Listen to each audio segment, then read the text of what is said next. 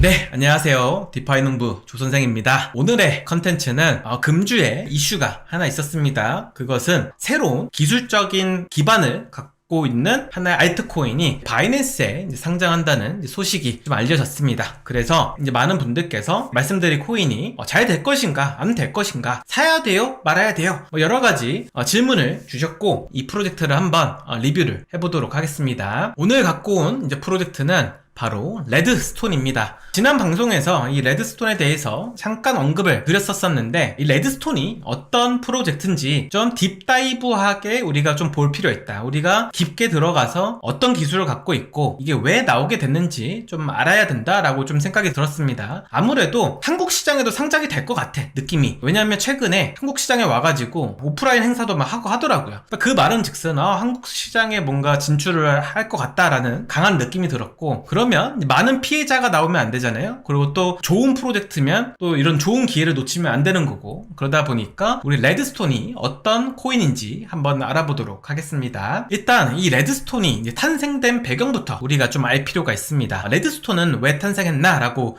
해보면 우리가 2019년도로 좀 돌아갈 필요가 있습니다. 화면에 보이시는 거는 이 셀레스티아에서 2019년 당시에 이더리움이 롤업 기반의 생태계로 확장해야 된다라는 글을 좀 올린 적이 있습니다. 그래서 자신들이 만들고 있는 이런 데이터 가용성, 데이터 어빌러빌리티 레이어를 만들어야 된다고 그때부터 얘기를 했었던 거죠. 그래가지고 결국 이더리움 재단이 롤업 센트릭 이더리움 로드맵을 이제 발표하면서 이제 시장은 2023년도 이제 말부터 모듈러 블록체인과 모놀리틱 블록체인으로 양분화 되기 시작했습니다. 모놀리틱은 말씀드렸던 것처럼 솔라나, 그 다음에 뭐 이더리움, 비트코인 이런 것들을 다 모놀리틱 어떤 체인이라고 하고, 이 모듈러 블록체인 같은 경우는 대표적으로 레이어 2들이죠. 이 시장의 블록체인의 길이 두 갈래로 2023년도 말부터 갈렸었는데, 이 셀레스티아 그리고 이 모듈러 블록체인에 대한 관심 덕분에 어떤 게 시장에서 변했었냐면 레이어 2들이 굉장히 많아졌다는 거죠. 그래서 뭐 유니스왑도 레이어 2 한다고 하고 있고, 이클립스라는 프로젝트도 뭐 솔라나의 레이어 2다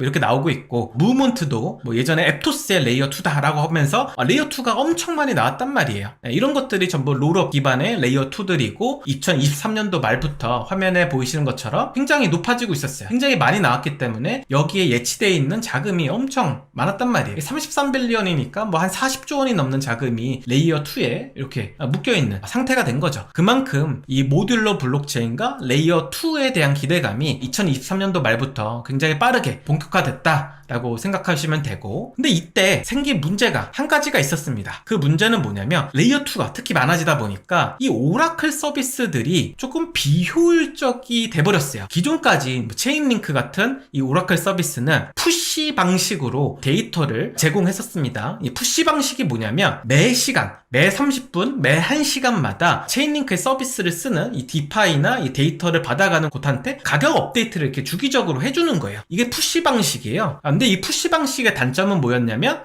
적시성이 좀 떨어지고, 그 다음에 비용이 조금 높다는 거였습니다. 그렇기 때문에 이런 화면에 보시는 것처럼 정해진 시간 간격마다 데이터를 업데이트 해주기 때문에 이 코인 시장은 이 가격 변동성이 굉장히 높잖아요. 그러다 보니 여기 화면 하얀색이 이제 CX의 가격이고, 이 빨간색이 체인링크의 이제 가격입니다. 데이터 제공해준 가격이에요. 근데 이 차이가 굉장히 벌어지잖아요. 이게 결국 푸시 방식으로 되어 있기 때문에 조금 가격 차가 많이 벌어지는 거야. 적시성이 떨어지니까. 매 30분마다 매 1시간마다 업데이트를 하니까 조금 이게 좀 차이가 있었던 거죠. 이게 근데 네트워크가 많아지면 많아질수록 이런 문제들이 더 심각해지기 좀 시작했고, 특히나 운영 비용이 굉장히 좀 증가하는 좀 추세가 됐었습니다. 많은 사람들이 이제 체인링크에 있는 오라클 서비스를 갖다 쓰다 보니까 이 체인링크를 운영하는 이 밸리데이터들, 운용자들도 뭔가 데이터 요청이 오면 계속적으로 데이터를 쏴줘야 되잖아요. 근데 이걸 이더리움 기반에서 하다 보니까 비용적인 어떤 수수료가 엄청 비싼 거예요. 그래서 한때는 0.01 이더를 어떻게 보면 하나 보낼 때마다 수수료를 썼단 말이죠. 그러니까 지금 현재 가격으로 뭐 한 5만원 정도 되는 거예요. 데이터 하나 보낼 때마다 5만원씩 나가. 근데 이거를 뭐 24시간 돌려야 되니까 얼마나 많은 좀 비용이 나왔겠어요. 그러다 보니 이런 두 가지 문제점 때문에 요거를 보완해야 된다라는 입이 좀 모아지기 시작했습니다. 당시만 하더라도 이 체인링크가 거의 뭐 독과점 했거든요, 이 오라클 서비스 시장을. 근데 이제 이런 문제점들이 이제 나타나 나타나기 시작하니까 이 시장 점유율을 뺏으려는 이제 프로젝트들이 하나둘씩 나오기 시작했다는 거죠. 대표적으로는 이제 피스 네트워크입니다. 피스 네트워크가 이때 당시 가지고 나왔던 기술은 뭐였냐면 풀 방식이었어요. 앞서 말씀드린 이 푸시 방식은 정해진 기간에 데이터를 계속적으로 주기적으로 업데이트 해준다고 했잖아요. 근데 이 풀 방식은 어떤 거냐면 사용자가 데이터를 요청할 때마다 데이터를 업데이트 해줍니다. 그렇기 때문에 적시성이 굉장히 좋은 거죠. 원할 때 요청하면 바로 오니까 굉장히 주기적인 업데이트보다는 적시성이 높아지는 거고, 그 다음에 뭐 솔라나나 다른 어떤 그 수수료가 낮은 레이어들한테 이 오라클 서비스를 제공하다 보니까 이 수수료도 좀 낮출 수 있었거든요. 그러다 보니까 이런 풀 베이스 오라클 방식을 갖고 나온 피스 네트워크가 갑자기 떡상하기 시작했던 거예요. 그래서 화면에 보시면 이 하얀색이 거래소 가격, 그 다음에 빨간색이 체인링크, 이 보라색이 이 피스 네트워크 가격입니다. 적시성이 굉장히 좋다는 거를 보실 수 있잖아요. 화면과 같이. 이게 결국에는 풀 방식 메커니즘 때문에 뭐 이런 식으로 좀 어떻게 보면 적시성을 갖출 수 있었다, 높은 적시성을 좀 충족할 수 있었다 라고 여러분들은 좀 보시면 됩니다. 근데 이거를 그러면 두 개 다 하면 안 되나? 라고 생각했던 게 바로 레드스톤이에요. 레드스톤은 2021년부터 이거를 생각해냈습니다. 그래서 푸시 방식과 풀 방식을 합쳐갖고 서비스를 제공하면은 어떻게 보면 더 좋은 서비스를 제공할 수 있지 않을까? 라고 이제 생각을 했고, 체인링크 같은 경우는 2023년도에 풀 방식을 추가로 지원하기 시작했죠. 뭐 어쨌든 레드스톤이 이 풀 방식에 있어서는 선두주자다 라고 여러분들은 생각하시면 되고, 이 두 가지를 동시에 이제 제공을 하다 보니까 그 다음에 체인링크가 세 블록마다 20개의 데이터 피드를 쏴줄 수 있는데, 뭐 레드스톤 같은 경우는 3개 블록당 40개를 쏠 수 있어요. 그러다 보니까 훨씬 더 좀 빠르고 메커니즘적으로 효율적이다라고 여러분들은 좀 보시면 됩니다. 근데 이 레드스톤이 갖고 있는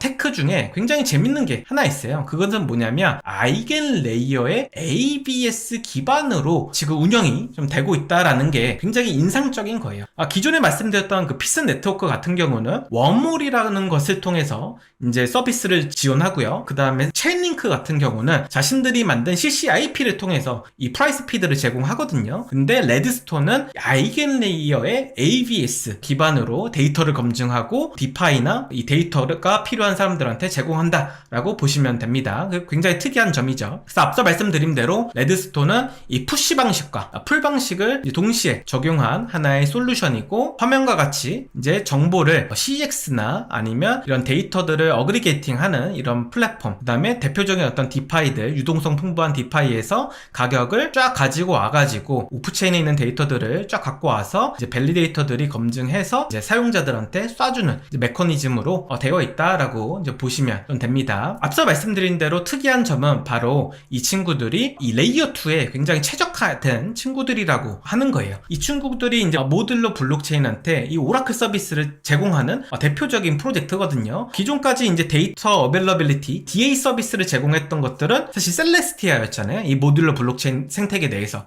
근데 거기서 오라클을 누가 제공하냐라고 했을 때 레드스톤이 한다라고 이제 생각을 하시면 되고, 어떻게 보면 이 레드스톤은 이 모듈러 블록체인을 이제 개발하는 사람들한테 굉장히 유용한 하나의 프로덕트다라고 생각하시면 좀 좋을 것 같아요. 그래서 아까 앞서 말씀드린 대로 이 ABS 기반으로 데이터를 검증한다고 했잖아요. 그래서 화면에 보시는 대로 이더파이가 레드스톤에서 사실 ABS를 이제 운영해 줍니다. 그 말은즉슨 데이터가 발생이 되잖아요. 뭔가 CEX에서 데이터 값을 갖고 왔어. 뭐 1비트코인은 뭐 10만 불이에요. 이렇게 가격을 갖고 왔단 말이에요. 그러면 이 가격이 맞는지 확인을 해야 되잖아요. 그 확인을 어떻게 보면 이더파이 아이겐 레이어 생태계 내에서 이제 해준다라고 생각을 하면 될 것 같고, 결국에는 이더파이가 이걸 검증한다라는 의미는 뭐냐면 결국 아이겐 레이어의 보안성을 갖고 온다는 얘기죠. 아이겐 레이어가 이더리움의 높은 보안성을 DApp들한테 준다라고 했었잖아요. 그것 때문에 24년도에 엄청 떡상한 프로젝트가 아이겐 레이어인데, 이거의 실질적인 케이스가 이제 생긴다라고 보시면 될 것 같아요. 그래서 레드스톤은 결국 이 오라클 시스템의 데이터 검증 같은 것들을 이런 아이겐 레이어의 리스테이킹과 리퀴드 스테이킹을 통해서 데이터를 검증해서 사용자들한테 전달을 한다. 그래서 모듈러에 굉장히 특화되어 있는 친구들이다 라고 생각하시면 되고, 이 친구들이 타겟팅하는 하나의 섹터는 바로 디파이입니다.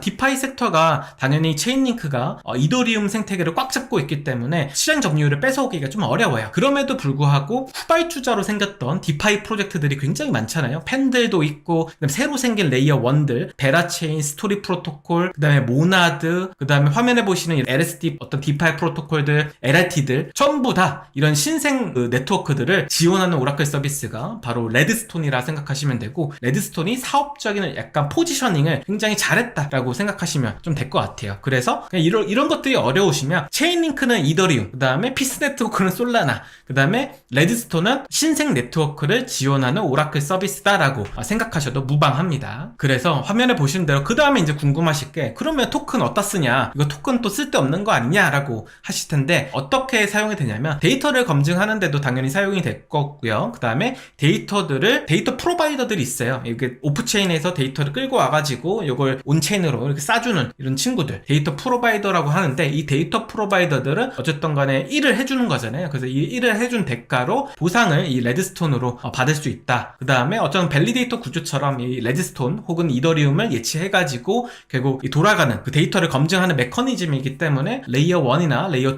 혹은 뭐 피스 네트워크나 아니면 체인링크처럼 이 토큰에 대한 유틸리티가 데이터 검증 쪽하고 굉장히 맞닿아 있다라고 여러분들은 좀 생각하시면 될 것 같아요. 그래서 바이낸스 3월 6일 날 상장이 된다고 합니다. 지금은 프리마켓에 있고, 이 영상 자체는 이제 금요일에 올라갈 건데, 어쨌든 이 레드스톤이 잘 될지 안 될지 한번 고민을 해보셔야 되는데, 체인링크가 지금 밸류에이션 자체가 아마 15빌 정도 될 거예요. 정확히 기억 안 나는데, 그리고 피스 네트워크가 아마 2.5빌에서 2빌 정도 돼요. 그럼 레드스톤은 후발주자지만 어느 정도 그럼 가치를 받아야 되냐, 기술도 훨씬 더 빠르고, 그 다음에 빠르게 신생 네트워크들한테 이 서비스를 공급하면서 시장 점유율을 높이고 있는데, 근데 물론 바이낸스가 또 시장에 내다 팔아가지고 가격이 무너질 수도 있습니다. 근데 이런 기술 기반, 그 다음에 시장의 어떤 피어투피어 이런 비교 어떤 분석을 해보면 한 1빌리언 이상은 좀 받아야 되는 프로젝트 같다라는 생각이 좀 들고, 뭐 이런 차원에서 여러분들이 개인적인 어떤 투자 판단 스스로 하셔가지고 들어갈지 아니면 롱을 칠지 숏을 칠지